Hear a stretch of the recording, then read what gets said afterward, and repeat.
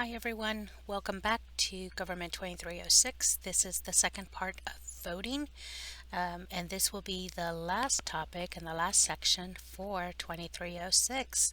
So good job guys, we're almost there. So let's get started. We will continue talking about primary elections. Now, the primary election is a device for selecting the political party nominees. In other words, both the Republicans and the Democrats have nominees for each office that is up for election or re-election. Each party then presents their best choices for this position. It is then up to you, the voter, to decide in which primary you will vote in, whether the Republican or the Democratic, and then choose that party's candidate to go against the opposing party's candidate in the November general election. Historically, there have been three types of primary elections: caucus, party convention system, and a direct election.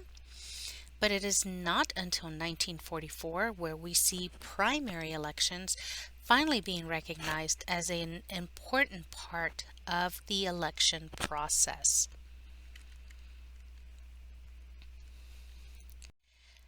Now, who must hold a primary? Well, any party that receives 20% of the gubernatorial vote must hold a primary. So any person who ran for governor in the last election and that party that that person represents receives 20% of the vote, then that party, whether it be Democrat, Republican, or Independent, would then have to hold a primary.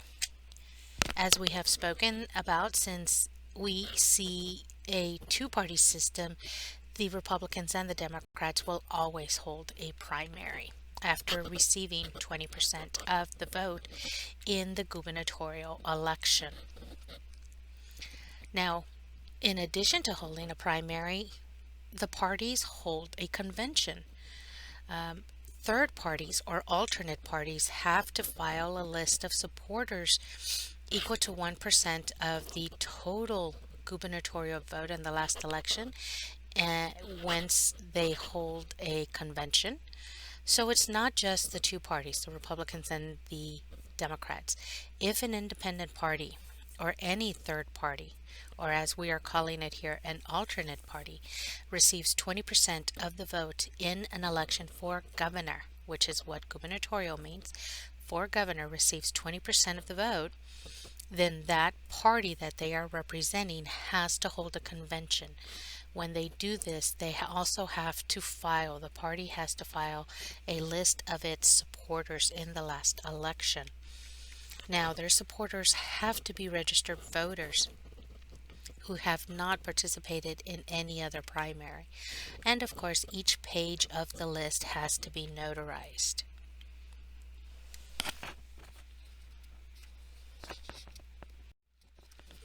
Now, as you can see here, what this is a list of the filing fees in order to be put on the primary ballot in the state of Texas.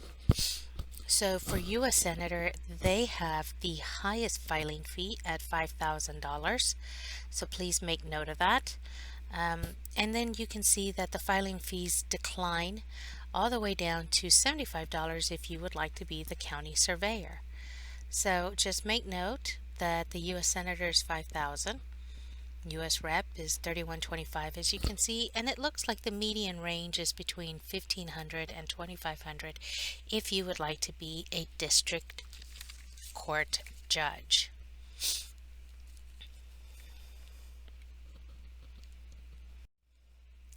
Now here is an example of what an official ballot would look like. As you can see, these are divided. This ballot is divided out by the office of the person running. So we see the name of the office or the position, and then listed below is of course the name of the persons running for that position. And of course, this is just an example of what a ballot would look like.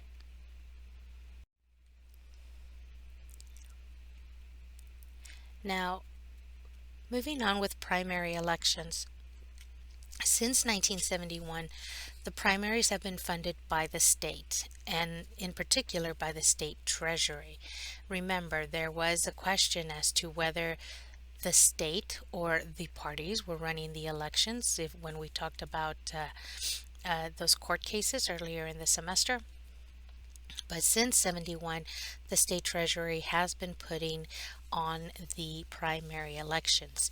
When it comes to the primary elections in Texas, they are held on the second Tuesday of March. It is called Super Tuesday, so we just had them about 6 weeks ago here in the state.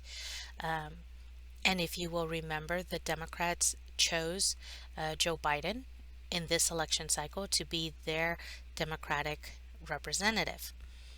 Of course, President Trump won the Republican primary on their side. Now, when it comes to turnout or the number of persons that come out and vote in the primaries, it is much lower than in general elections. That is because in the primaries we are not really electing anybody yet. We are choosing someone to run for the November general election. So it does make a difference.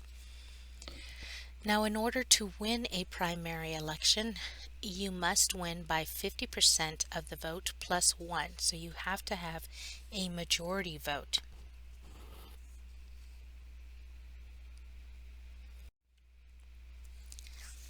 Now, if no candidate receives a majority of the vote, then a runoff election will take place. Now, in the runoff election, the runoff is had between the two top candidates with the most votes. The runoff election would take place in the second Tuesday in April. Actually, nowadays, they have pushed it as far back as May. So, the runoff election is now done a month later instead of April and May. So we should actually be coming up on runoff elections. Of course, given the circumstances of the times right now, we are waiting to see how any election situations will take place, including the conventions in June. When it comes to a runoff election, the candidate wins by a simple majority. The person who has the most votes wins.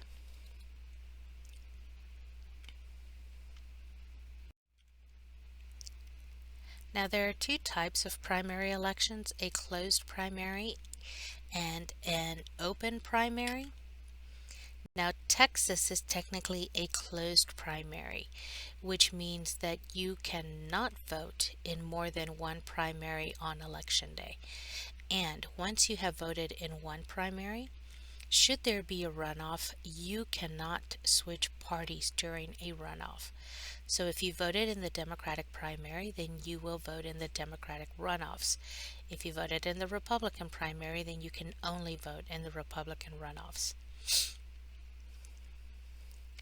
An open primary is one of those primaries where you would be able to choose which one you are voting in and effectively be allowed to vote in both for the candidates that you are supporting and not necessarily the party. But in the state of Texas and in most states, you have closed primaries so that you can only vote in one party's primary. Now, crossover voting does occur. When we talk about crossover voting, all this is that one person, you, will go and vote in a primary that is not your party's primary. If you are a Republican and you consider yourself a Republican, you would cross over and vote in the Democratic primary in order to dilute the votes of a particular candidate. So this means that for that primary election cycle, you would vote as a Democrat and not as a Republican. So once you vote in one primary, regardless of which one it is, you cannot go and vote in another.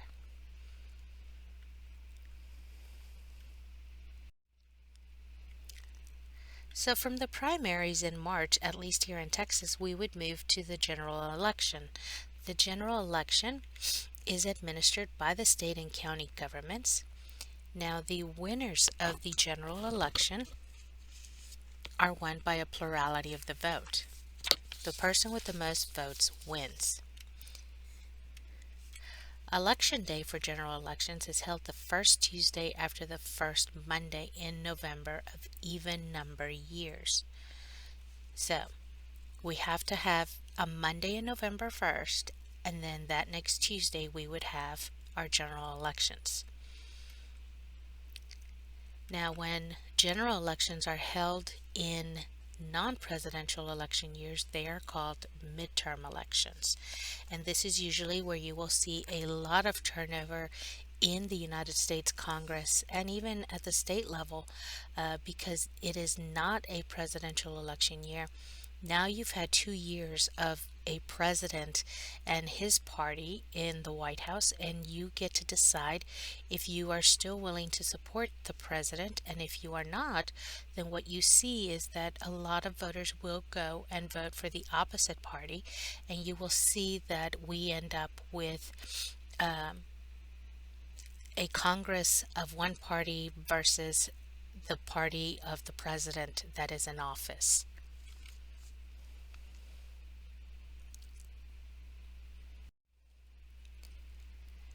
Now, special elections. Special elections are designed to just meet special or emergency needs. Um, these are, of course, nonpartisan, meaning there is no party affiliation. There is no primary, so the election is required when you're filling a vacancy. And of course, winners must receive a majority vote, which is 50% plus one vote. This is usually when we are trying to fill a seat of a judicial bench or a congressperson or a legislative person that has had to leave office for one reason or another.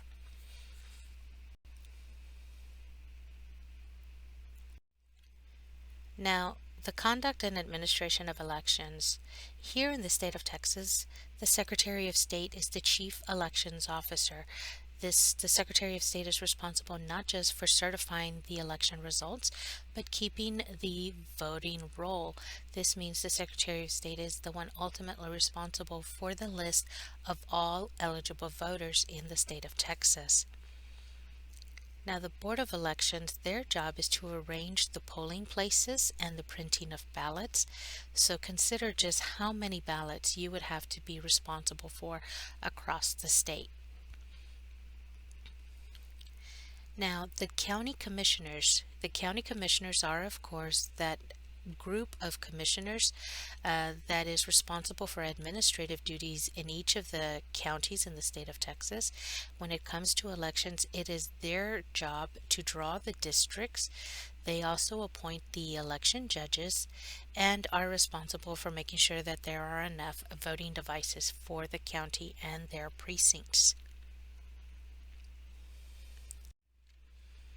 Now, when I showed you earlier the style of the ballot, you saw that it had the name of the office followed by a listing of the persons that are running for that office.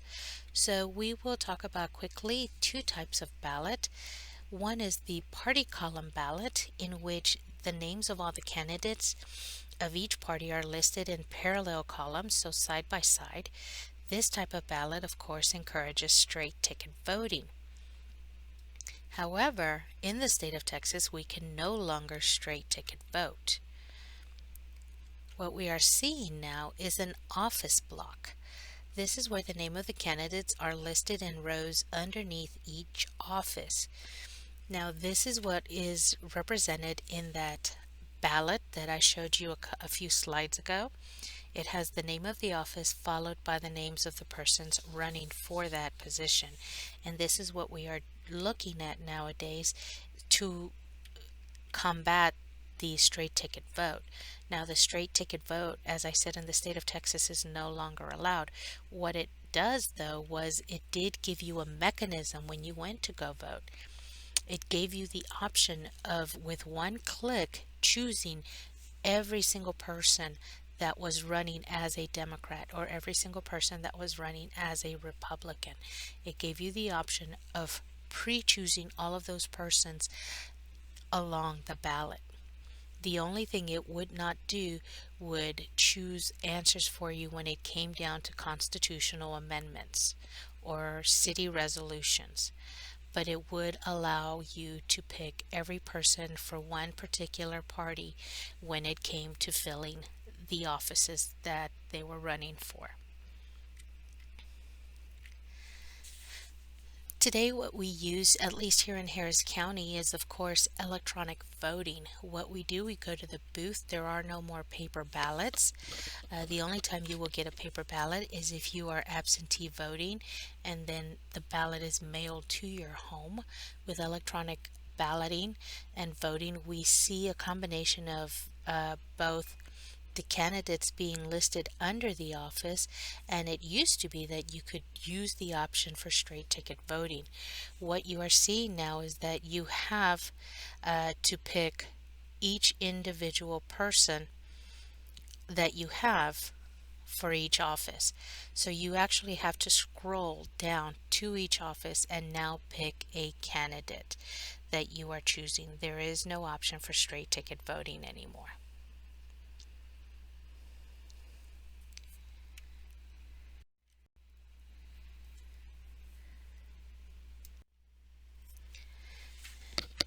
Now, when it comes to who gets elected, well, in the state of Texas, traditionally, it has been a very kind of cookie cutter person that has gotten elected. Of course, we are seeing changes here in the last few years, especially in the last 15 to 20 years.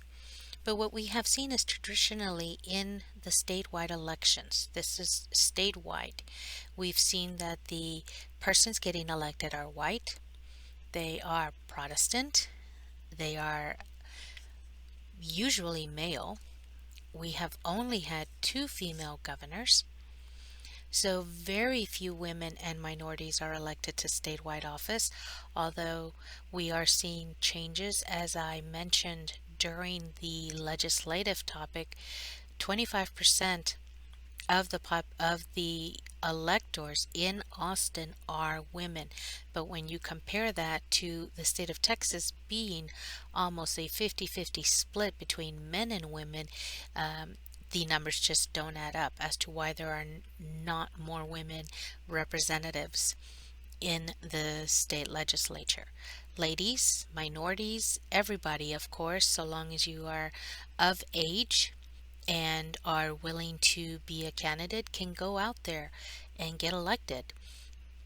It does not take a lot. If you will recall, go back and look at the legislative topic and you will see what the requirements are to run for statewide office.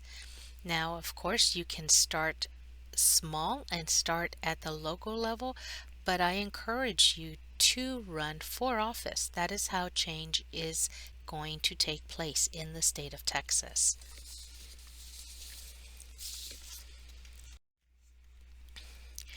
Now, to run a general election campaign, of course, party identification matters. This is one of those informal requirements.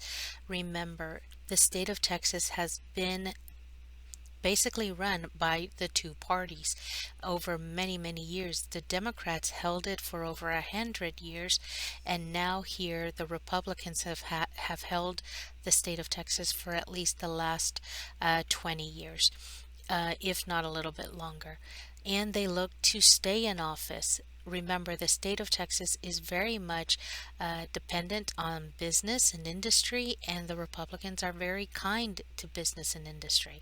So long as the economy is doing well, the Republicans are more than likely to win office. When it comes to incumbency, incumbency is the person that is already in office. That means that usually the incumbent will win office. They have an advantage. The advantage being name recognition. They have already been in office for at least 2 years. So it is very important that we consider the incumbent, of course, with full advantage. Now, of course, an incumbent is going to have advantage not just because of his name recognition and already having been in office, but what we see is that the mobilization of groups helps. In a lot of instances, an incumbent becomes an incumbent because they had help. They had people supporting them. This is where you will see special interest groups come in and pick specific candidates to support, and it is the support of these groups, these grassroots efforts and special interests, that will propel a person to win an election. So start out, if you have interest, find an interest group that um, is looking to better issues that are important to you. This is how you get your feet in on the ground floor. When you go vote during the primaries, stay and attend the precinct convention. Remember, it is all about networking. And of course, when it comes to general election and choosing your candidates, use the issues to choose the best person. Don't just look at the party that they are representing. Remember, the party is there for the whole unit, the entire unit of persons that they are trying to represent, whereas the issues are very specific to certain people. So vote the issues, not necessarily the person or the party. Um, do some research. It doesn't take very long. The internet is your friend. You can find all sorts of information. So be sure you get out there and become aware of what is important to you.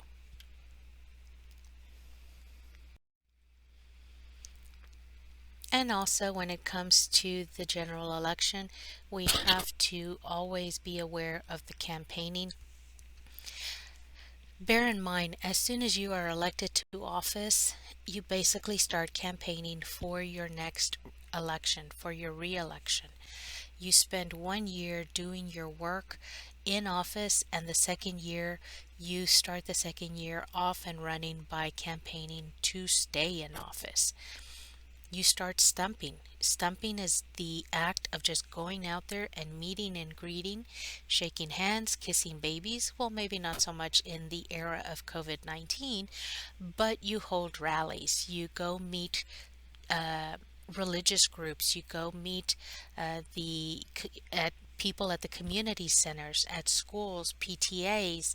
You go everywhere within the district that you are trying to represent, and you meet as many people as possible. And if stumping involves going door to door in your neighborhood, you do that. Remember, the person that you meet whose name sticks in your head is the one you're going to vote for. Whether you know anything else other than their name, at least you have a face to put to a name. And it is a name that will be familiar to you because you remember saying, oh, hey, I got a flyer, or I met them after church because they stopped to talk to our group, or I met them at the school. You just don't ever know. So stumping is probably the most important thing that a candidate can do. However, both sides are stumping and they are using negative campaign against each other. So be aware the negative campaigning come June will ramp up across the US and across the state.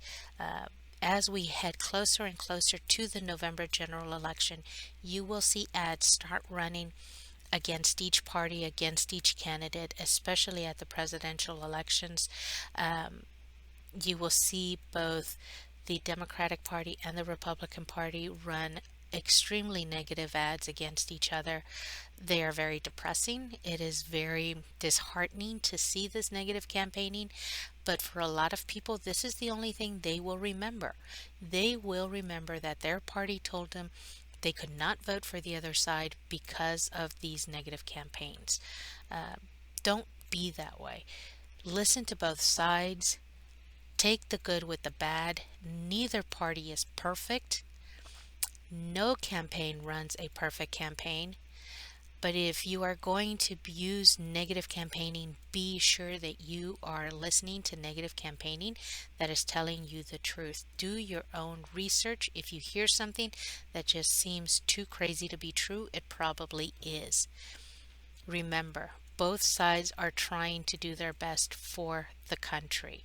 Does it always happen? No, not by a long shot. But it is up to you to be an informed citizen. If you take anything else out of this class, it is that you should be an informed citizen and that you should care about what goes on in the government around you. And this starts with you participating in the election process. All right, ladies and gentlemen, this is the end of Government, Texas Government 2306. And I really hope that you enjoyed this semester. I have enjoyed teaching you. Of course, if you have any questions about voting or any of the other topics that I have presented you, please feel free to shoot me an email. I look forward to seeing you later on in campus, or if you happen to see me, say hi, stop by. I always enjoy having you guys as a class, so good luck to y'all in the future.